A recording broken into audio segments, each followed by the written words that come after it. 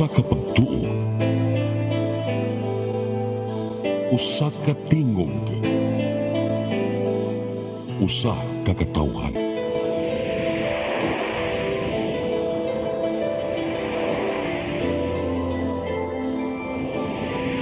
Cebu Catholic Television Network.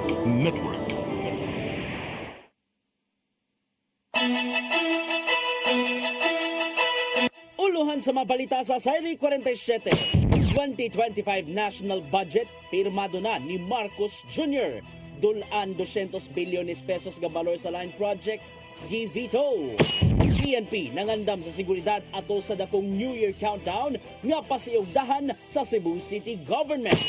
Mga empleyado sa Mandawi City Hall nga tigamitan og drugas ni minus na. 42 anyos nga babay patay human gidunggab sulod sa modern jeep sa Lapu-Lapu City. Mayor Ahong Chan nasagbuyo sa panghitabo. Subo, Kabisayan ug Mindanao, Pilipinas ug sa katawhan. Kutob sa maabot sa tong Sibya sa tibuok kalibutan maayong hapon. Live kita karon sa CCTN Channel 47 ug kini ang tulumanon sa nagunang kasayuran nga angay natong masayran. Tulumanon sa patas nga mga balita ug opinyon. Sa ngalan ni Dennis Tabar, ako si Danica Cabales. Kini ang Sairi 47.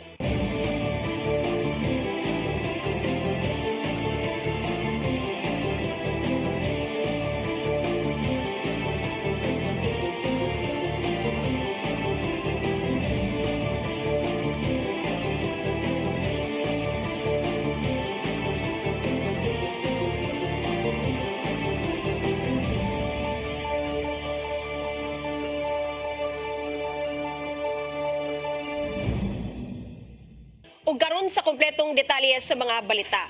National budget sunod tuig nga may kantidad og kapin 6 trillion pesos permado na ni Presidente Bongbong Marcos Jr. Mobalor ngadto sa dulan 200 billion pesos ang giveto kay wala na subay sa tinguha sa administrasyon. Ang kasayuran ni Hato Digian Navarro. Ning naghinangat nga pagtakop sa tuig 2024, pirmado na ni Presidente Ferdinand Bongbong Marcos Jr. isip balaod ang gipangayong 2025 National Budget ubos sa General Appropriations Act. Gitambungan sa pipila ka mga magbabalaod o gubang dagkong opisyal sa gobyerno ang pagpirma sa balig 6.3 trillion pesos nga budget sa Malacañang karong adlaw. Sa iyang speech, givito ni Marcos Jr. ang mga line items nga may kantidad og 194 billion pesos kay wala na hisubay sa mga prioridad sa administrasyon. Apil nini ang mga unprogrammed items sa Department of Public Works and Highways diin na kumpundo ang gipangayo. Daan ang gitato ni Executive Secretary Lucas Bersamin nga dunay pipila ka mga veto sa national budget alang sa kaayuhan sa kinabag-ang tao o pinasubay sa mga balaod. May numdumang gikasagbuyo sa pipila ka mga magbabalaod ang final version sa General Appropriations Act ato sa panagtagbo sa Senado o Kongreso.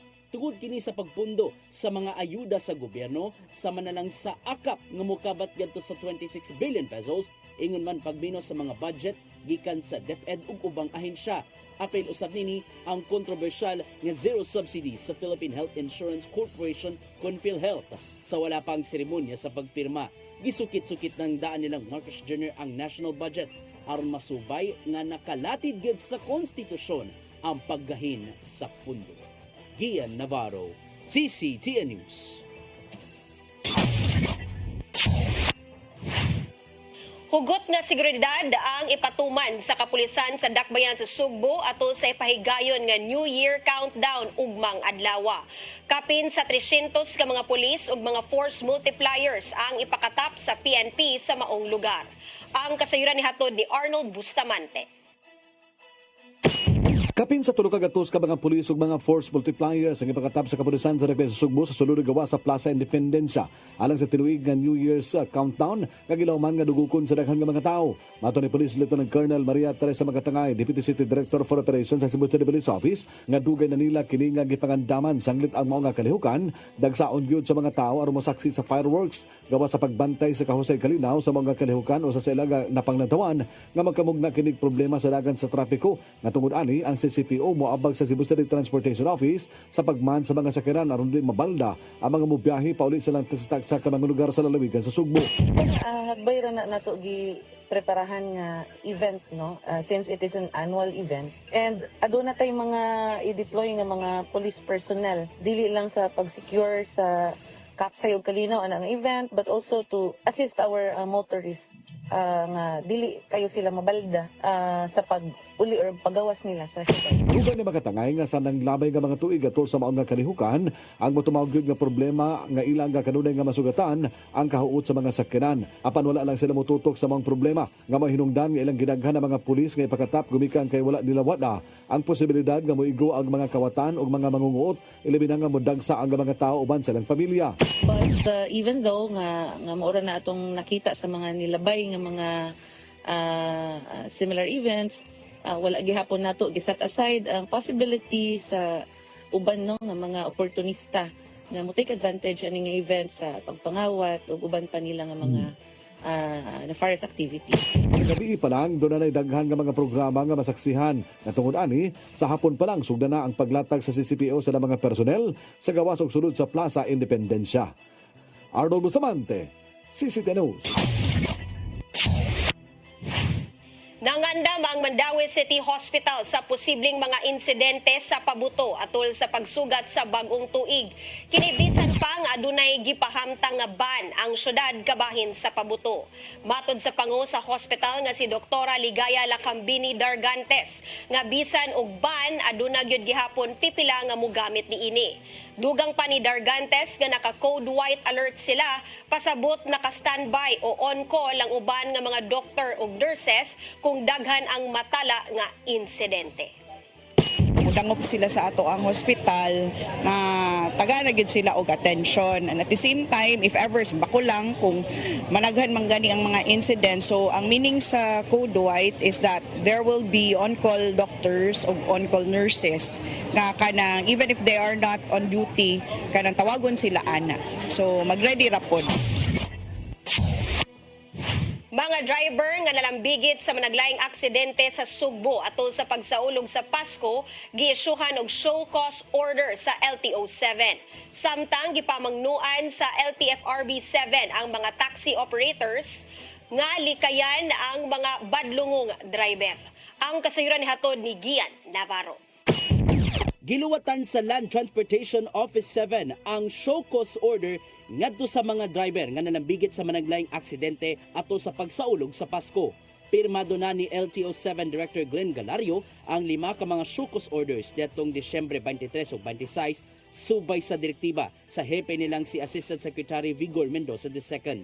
Pipila sa mga gipatawag, mao ang 21 anyos nga driver diin nakatulog siya og disangpot sa kamatayon sa mag-amahan sa Barangay Langtad, Dakbayan sa Naga. Apil usab nini ang 61 anyos nga taxi driver kinsang nakabangga sa sakalola samtang nag-atras ang sakyanan sa Barangay Santa Cruz, Dakbayan sa Sugbo. May painumdum si Galario sa mga motorista nga ipalabi ang responsibilidad sa pagmaneho sa dalan inay nga magpasagad tungod lang sa gibating kakapoy o kahubog. Kung mahukmang sad-an, multahan ubos sa gipatumang lagda o gibantayan ang ilang mga lisensya aron dili na magpabadlong pa sa dalan. Samtang mipahimangno ang Land Transportation Franchising and Regulatory Board 7 sa mga taxi operators nga likayan ang pagkuha og mga badlungong driver. Sumapa ni LTFRB-7 Director Eduardo Montealto nga dunay mga nanag-iya og taxi nga nagkuha og driver kinsang gitangtang sa pikas operator tungod sa gihimong kalapasan. Ang nakuha sa side sa LTFRB, ang bahin sa operators, ayaw mo o kuha og driver na doon na problema sa uban ng mga companies. Ika na mga drivers, mubalhin na kung nakasala sa inyo ha, mubalhin dito sa lain mga kumpanya. Painundong karon ni Monte Alto sa mga drivers team panahon sa paglipay-lipay nga di kalimtan ang mga gipangtudlo sa managlaing seminar bahin sa responsableng pagmaneho sa dalan. Gian Navarro, CCTN News. Commission on Elections and Bank ni basura sa motion for reconsideration ni dismissed Mandawi Mayor Jonas Cortez kabahin sa pagkanselar sa iyang Certificate of Candidacy. Ang desisyon iapelar ni Cortez ngadto sa Korte Suprema. Ang kasayuran ni hatod ni Mary Rose Sagarino. Sa pinakawahing update sa Commission on Elections sa mga petisyon sa Special Proceedings Actions alang sa 2025 elections, nalakip si dismissed Mandawi City Mayor Jonas Cortez sa listahan sa mga kandidato. Kinsang certificates of candidacy ang nakansilar. Gibasura sa COMELEC and Bank ang motion for reconsideration ni Cortez o gisuportahan ang desisyon sa COMELEC Second Division. Gikansilar sa COMELEC Second Division ang COC ni Cortez ni atong Disyembre 18 tungod sa material o false representation tungod sa giingong pag-insister sa iyang eligibility sa katungdanan bisan pa sa gipahamtang nga dismissal of service sa ombudsman nga iyang nasayran usa ka adlaw sa wala pa mosangat sa iyang COC ni atong Oktubre 4. Gisangat sa legal team ni Cortez ang motion for reconsideration ni atong Disyembre 23. Subay sa pagbasura gikatakdang moapilar si Cortez ngadto sa Korte Suprema karong Enero 2 mohangyo og status quo o temporary restraining order pagpugong sa kanselasyon sa iyang COC. Sa pamahayag ni Cortez sa iyang Facebook page matud niini nga magpadayon ang iyang pagpakigbisog o pagpangayo og hustisya. Giawhag niya ang iyang supporters nga dili mawadaan og paglaom, magpabilin nga ligon og maghiusa.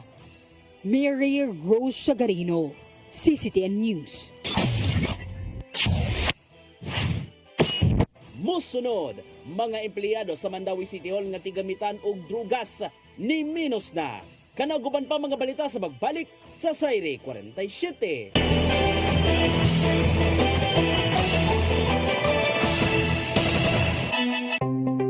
Discover the beauty of the Philippines.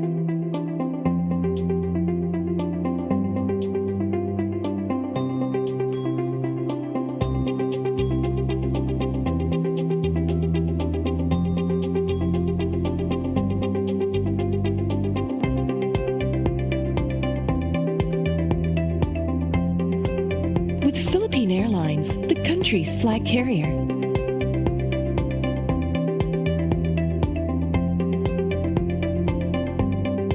The airline that lets you feel the warmth of the nation.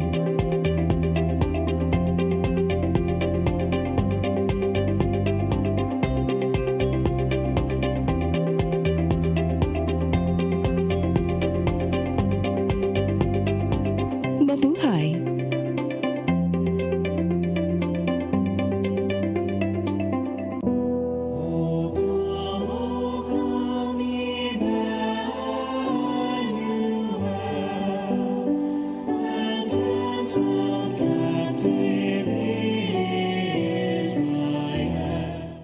Your path to a new start. Nutrition, Exercise and elimination. water, Sunlight. temperance, Air. rest and recreation. And most of all, Trust in God. Learn from our doctors. Be blessed by the testimonies of our overcomers. Ang inyong programa, Alang sa may sakit, walay sakit, ug dili ganahan magkasakit. Ozone Med Wellness Clinic New Start. Napapanood every Saturday 8 to 9 a.m. Og ang replay airing matag Miyerkules 1:00 hangtod 2:00 sa hapon. Dinhilang sa CCTN Channel 47. New Start, Ozone Med Health and Wellness Talk.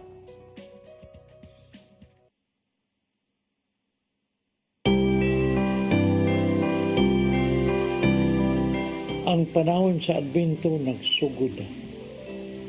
Gisugda na sa simbahan ang pagpangandam. Apan, igsuon. Kita usab angay mangandam, alang nining pag-abot sa atong Ginoong Hesus. Isalikway ang tayugot, ipakita ang kugma alang sa tanan, ug pakigdait. Kay mo kana ang mensahe sa Pasko. Puno sa paglaom sa kaluwasan, puno sa kadasig ug gugma. Atong parion si Jesus sa atong mga kasing-kasing. Kay siya, mong hinungnan sa atong pagsaulog. Uban sa kumbanay, sa Oasis Vlog, sa CCTN, ug sa Sinisibo. Kini ang inyong Tatay Dodong ngayon. Merry Christmas and a prosperous New Year. Shalom.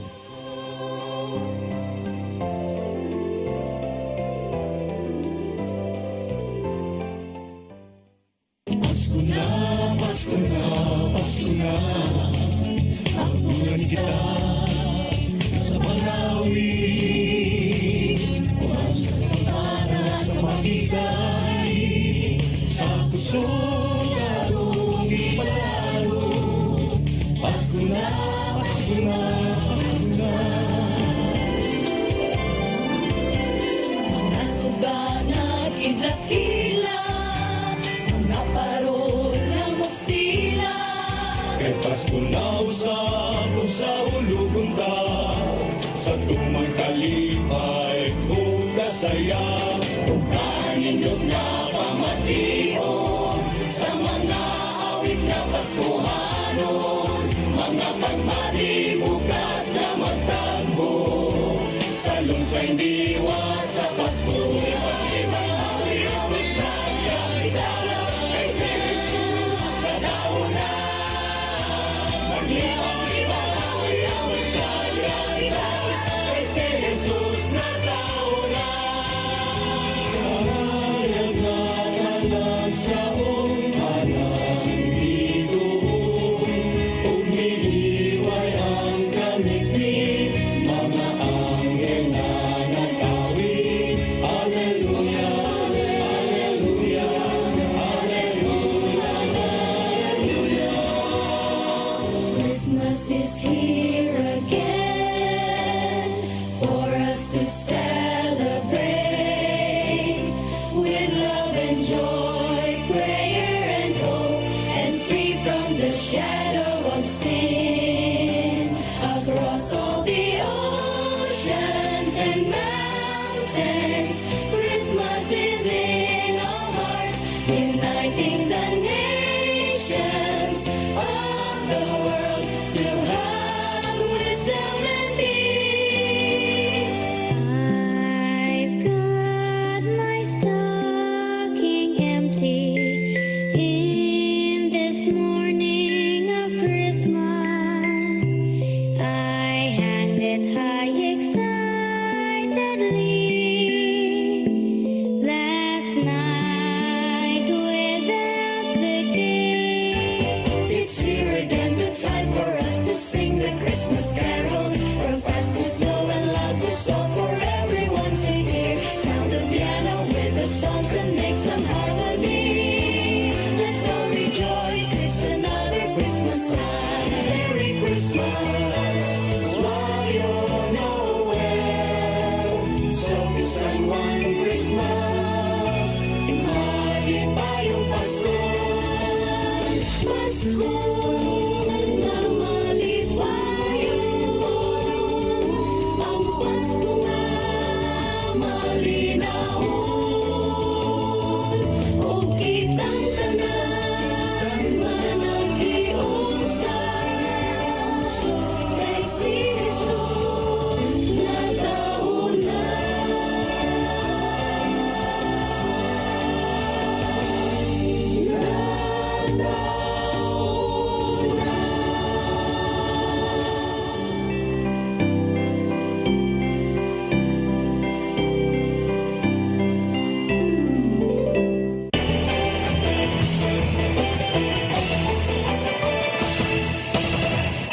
Balik sa atong mga balita. Kagamhanan sa syudad sa Mandaue nakatala og pagkunhod sa mga empleyado nga nagpositibo sa ilegal nga drogas karong tuiga itandi sa niaging tuig.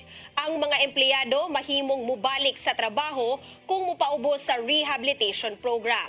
Ang kasayuran hatod ni Mary Rose Sagarino.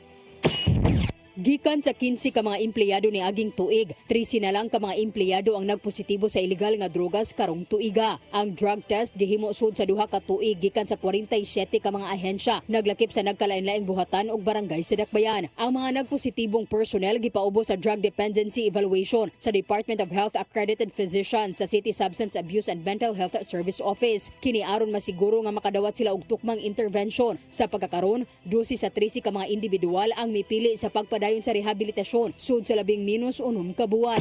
So far okay ra biya buyag maambot if kanang kuan no kabalo na sila daan ba nga na drug test or unsa, pero so far gamay na lang jud kayo ang mo screen ug mo positive mo kana confirmatory positive.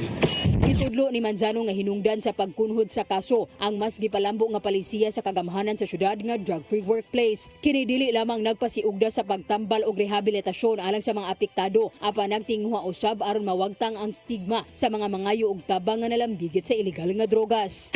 Kaya ato naman pong gi-push nga regardless if positive mo or dili, di magyapon mo taktakon sa city government kay as long as mo undergo sila sa program. Pero if ma-refuse sila undergo sa program, muna na siyang basis nga let go na siya sa city government. Ang mga programa sa Mandawi naglakip sa voluntaryong rehabilitasyon, jail-based rehabilitation, integrated community-based mental health ug ang bag-o lang giablihan nga Balay Silangan Reformation Center. Mary Rose Sagarino, CCTN News. Moabot sa 179 ka mga pasahero ang namatay human nahagsa ang usa ka eroplano sa airport sa South Korea kagahapon. May biyahe gikan sa Bangkok ang abyon sa Jeju Air ug mopaingon unta sa Muan County sa maong nasod. Nasuta sa pasiunang investigasyon nga adunay kakulian ang makina maong nisuway kini sa emergency landing. Apan kalit lang kining mibangga hangtod nga misilaob ang maong abyon. Ang piloto mihimo og usa ka mayday call human nipasidaan ang control tower mahinutungod sa mga langgam. Nangayo og pasaylo ang kadagkuan sa Jeju Air ug giangkon ang maong tulubagon. Pagbuka sa Jubilee 2025 sa Simbahang Katoliko dinhi sa Sugbo, gisalmutan sa libuan ka mga Katoliko. Gipatigbabaw sa maong kalihukan ang mensahe sa paglaom subay sa temang Pilgrims of Hope. Ang kasayuran ni hatod ni Gian Navarro. Hingpit ng gibuksan tibok Pilipinas ang pagsaulog sa Jubilee 2025 sa Simbahang Romano Katoliko. Kagahapon, nakaigayon sa pagsalmot ang libuan ka mga Katoliko sa mga opening salvo pinagi sa kahalapad nga prosesyon. Gisugda namang kalihukan sa Cebu Provincial Capital diin, nagbaktas ang mga deboto paingon sa Cebu Metropolitan Cathedral. Pipila sa mga sektor nga ni salmot mao ang mga religious leaders, mga local officials, mga tinun-an, unipormadong sakop sa otoridad ug uban pa. Nagigiusa sila aron duyugan ang Jubilee Cross nga may simbolo sa mong talag saong kasaulugan. Gilauman ning pipila ka mga volunteers nga hinabi sa news team nga matinud-unta ang ilang panghinaot ngadto sa Ginoo kay alang nila di gyud bupakyas ang paglaom.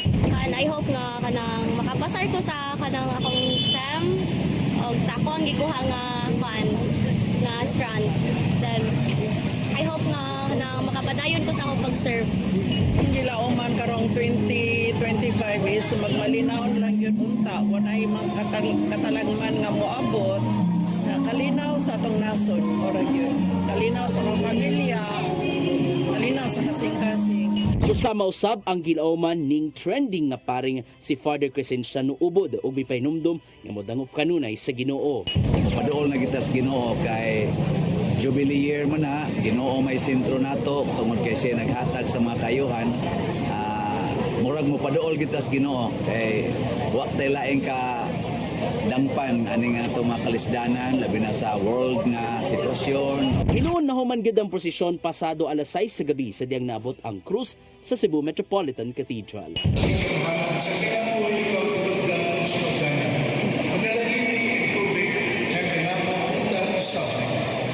Kami masaligon ng amok nagawat ang kapasayuan sa kasalanan, panalipuritan sa tanang balatihan o sa paglinda sa lautan o ang grasyo sa inyong pagkamuha o inuutiyan sa inyong pagkamuron at agad kami nagturan sa tubig-tubig o nga nagapaswang kako sa tunay ng kinabuhi aron kinig kami bumabalik kawas sa tanang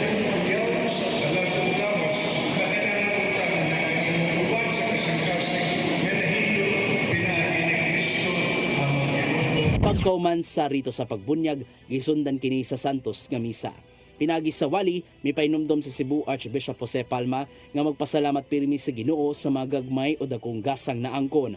Dugang pa nga digid bagpakawa sa paglaom kay naapirmi sa tapad si Jesucristo nga atong manunubos. Iso nila na Panginoon,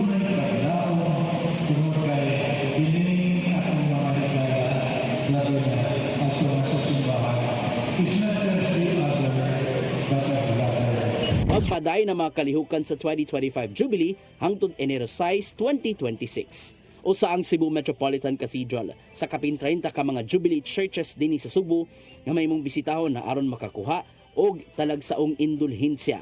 Maong awhag ron sa simbahan nga to sa publiko nga magbuhat og mga maayong butang ug kaluy-an ang uban ning espesyal nga panahon sa paglipay. Gian Navarro, CCTN News.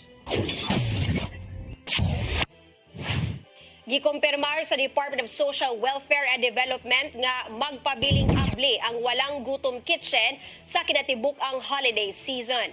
Katuyuan ni ini mao aron maibana ng kaso sa mga Pinoy nga gigutom pinaagi sa paghatag og libreng pagkaon. Matod sa tigpamaba sa DSWD Assistant Secretary Irene Dumlao, magpadayon ang operasyon sa Walang Gutom Kitchen karong adlaw, Desyembre 30 hangtod ugma Desyembre 31.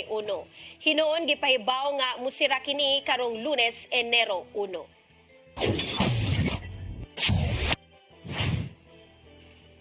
Dulaan sa 4 ka milyon ka pesos nga balor sa ilegal nga drogas na sakbit sa kapulisan sa Bohol ug probinsya sa Sugbo sa managlahi nga buy-bust operation.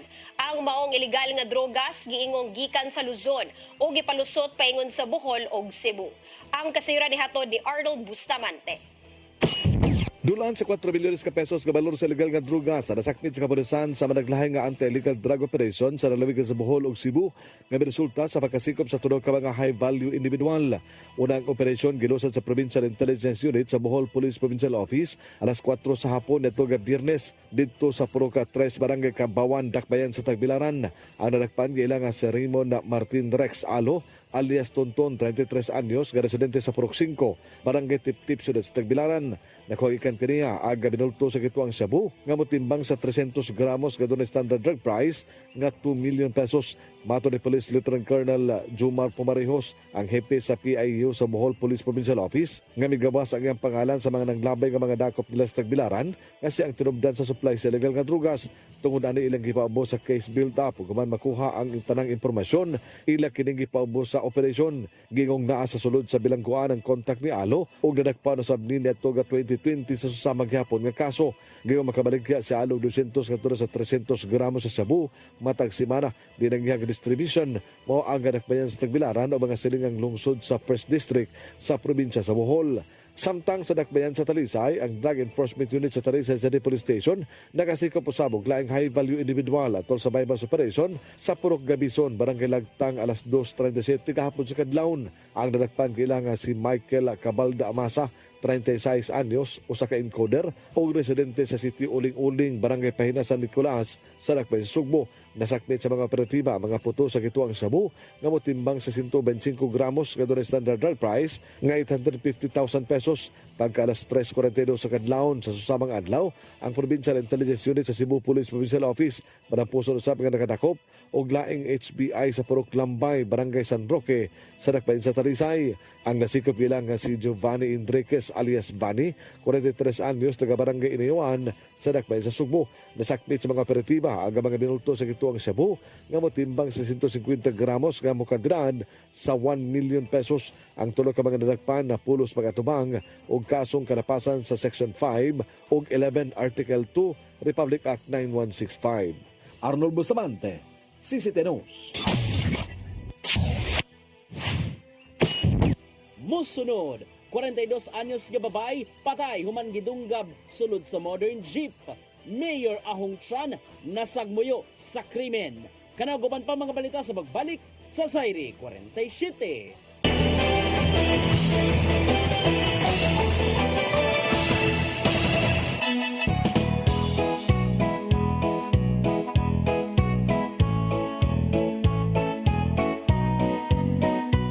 May the light of laughter, warmth of love, and joy of gratitude be with us all this coming holiday. I wish you all a joyful, happy, and enjoyable holiday. Challenges in life is always a blessing and an opportunity. Christmas is the time to get together to long lost friends and relatives.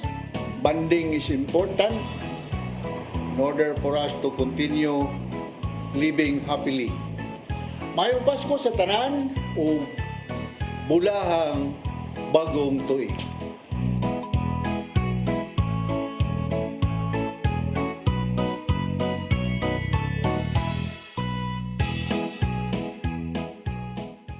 Your path to a new start. Nutrition, Exercise and elimination, water, sunlight, temperance, air, rest and recreation. and most of all, Trust in God.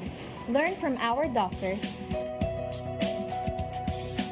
Be blessed by the testimonies of our overcomers. Ang inyong programa, Alam sa may sakit, walay sakit, ug dili ganahan magkasakit. Ozone Med Wellness Clinic New Start. Napapanood every Saturday 8 to 9 a.m. Og ang replay airing matag Miyerkules 1:00 hangtod 2:00 sa hapon. Dinhi lang sa CCTN Channel 47. New Start, Ozone Med Health and Wellness Talk.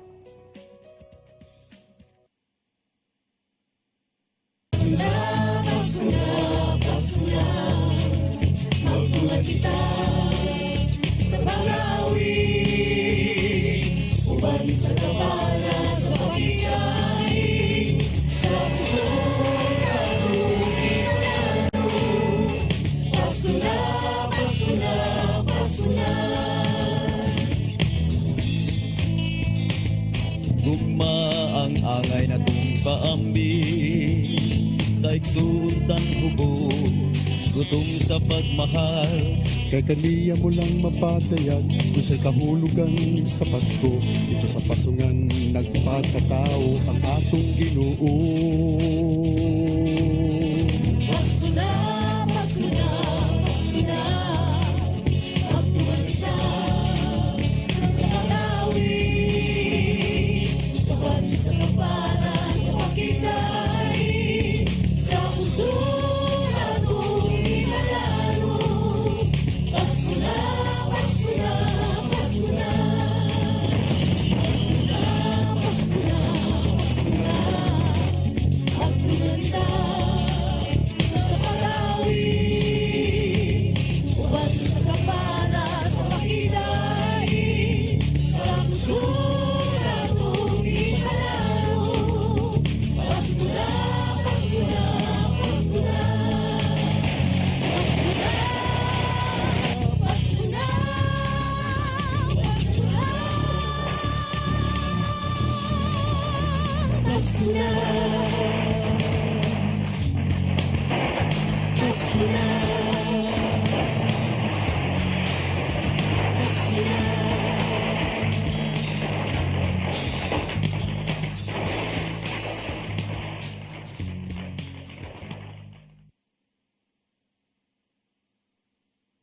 Start today.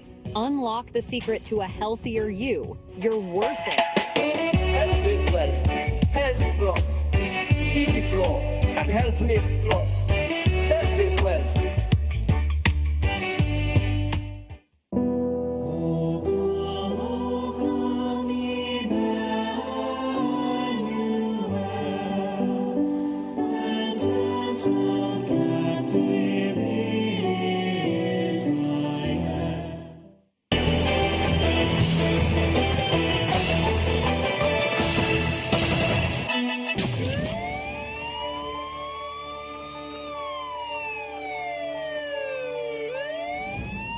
Balik sa atong mga balita. 42 anyos nga babay gidunggab patay sa iyang bana sulod sa usa ka modern POJ sa Dakbayan sa Lapu-Lapu.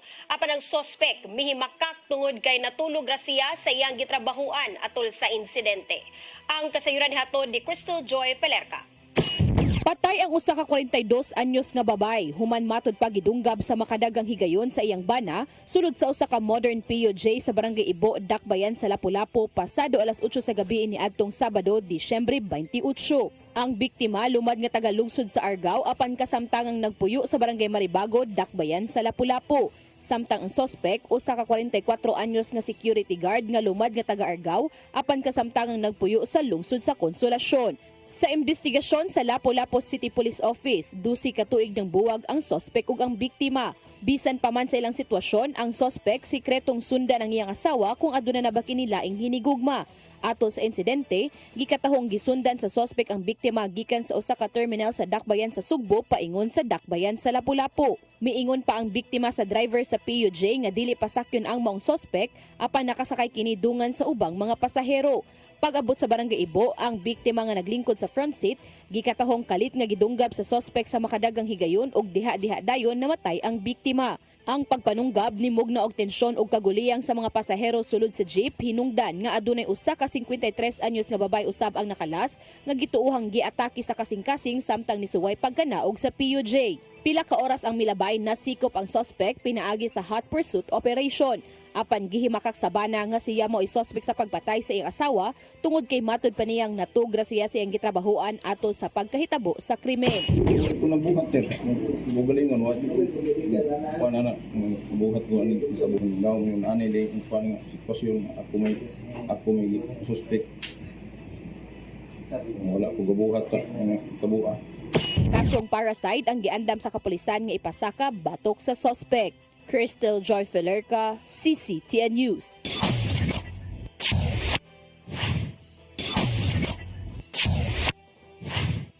Naguol ang magtiayong Congresswoman Cindy King Chan ug Mayor Junard Ahong Chan sa naitabong pagpanunggab patay sunod sa ka modern jeep sa Barangay Ibo, Dakbayan sa Lapu-Lapu.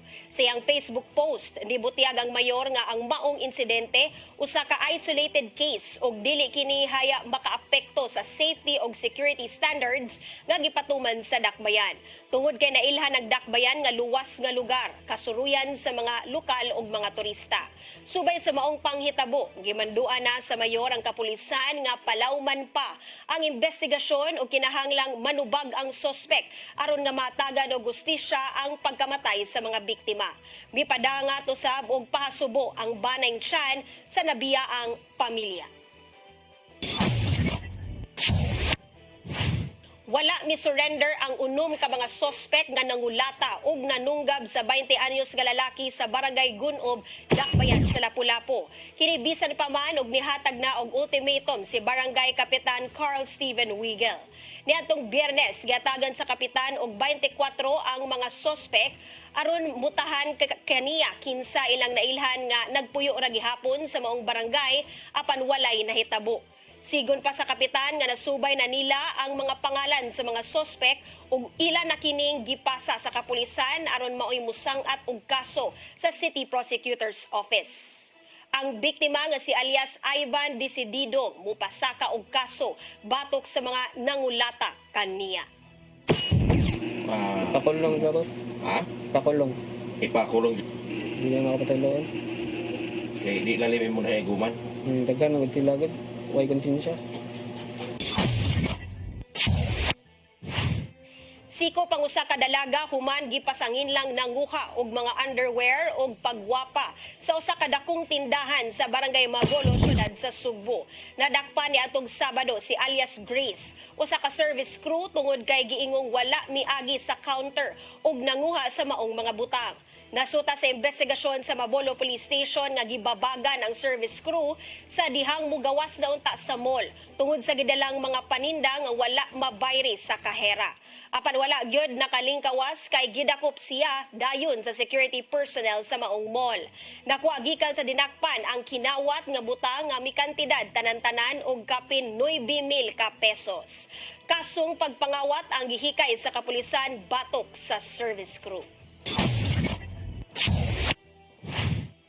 Mga kaigsunan, kanyang tanan nga padayong nga nagsunod nato o ba nato sa ato pagsaulog, misa di Galdio, misa di Aguinaldo, Christmas. Din sa CCTN, daghang salamat. Sayod kita nga kini pamaagi aron ang atong pagtuo atong mahuptan og labi pa nga magtubo. Akong panginaot ninyo nga ang bagong tuig magdala gihapon mas kusog nga paglaom, mas malipayon nga pagserbisyo sa atong kaigsunan o mga bunga sa mga buhat nga maayo nga magdala kalinaw sa kalibutan. Mao kato naglangkob sa atong mga balita sa Saire 47. ugmang adlaw, Disyembre 31. At tangi ang atong tinuyong presentasyon diin atong lantawon pagbalik. Ang mga dagkong panghitabo sa milabayng 12 ka buwan pinaagi sa atong Saire 47 year ender. Tungod kay sa dili madugay, hingpit na mutiklop ang tuig 2024. Sa ngalan ni Dennis Tabar, ako si Danica Caballes. Hangtod ugma sa inyong paboritong tulumanon. Saire 47.